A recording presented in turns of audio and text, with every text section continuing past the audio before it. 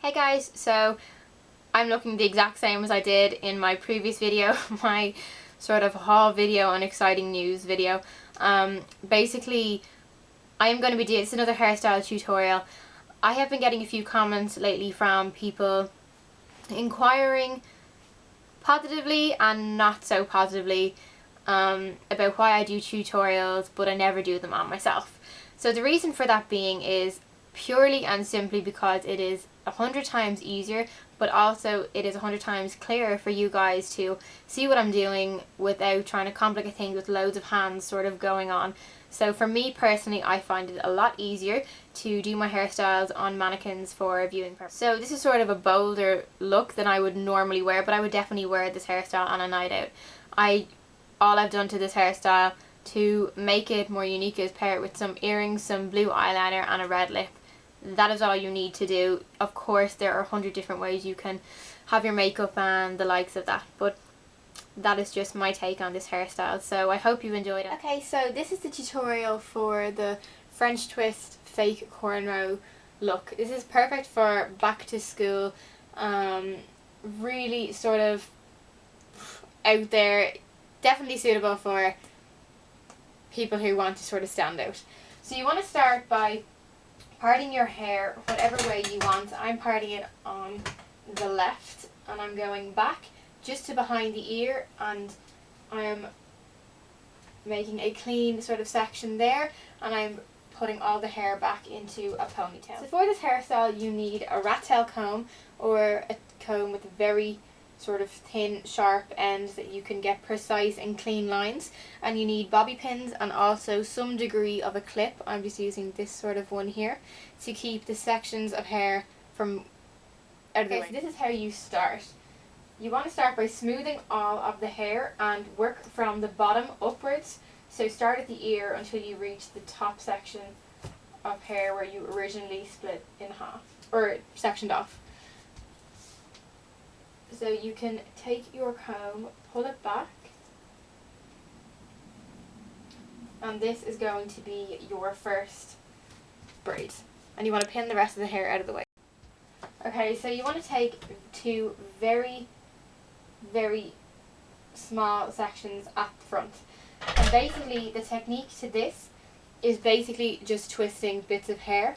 So you want to twist it always upwards. So you always want to have the hair going up towards the ceiling, and you always add in hair strands to the bottom, only to the bottom.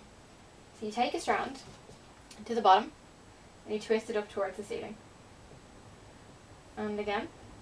And you want to keep it as tight as possible to the actual hair root. And you want to keep doing this until you get all the way back to the section just behind the ear. Keep remembering to pull it tight and adding in small sections all the time.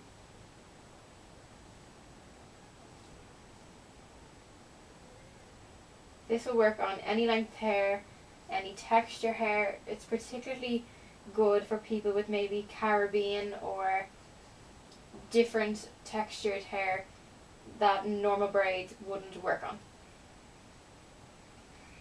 So once you reach the end, you want to twist it maybe 3 or 4 extra times, keeping it tight.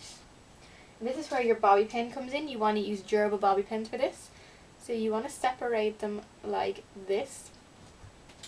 You want to go towards the end where the extra twists have been made, and you want to run it along the inside of. So you want to start off the second one the exact same. Small front section, twist up towards the ceiling, add in small strands to the bottom strand and pulling tight the whole time. This is perfect for honestly running out the door in the morning, and I think if your hair was wet it could possibly be easier to work with, but this look is much better I think than the regular 3-strand braid if you want to have a more outgoing look or you want to try something different and sort of be noticed, really have your hair stand out. So once you reach the end, 2 or 3 extra twists. Have your bobby pin. This is where it messed up on me last time.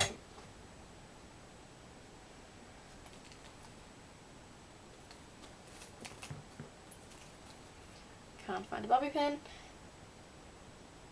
So you want to catch some hair. Make sure it goes through the middle of the braid or a twist. So I'm just after going ahead and doing 2 more of these French braids just to speed up the video so that it's not ridiculously long. But same process, you guys can't see that, the whole way along.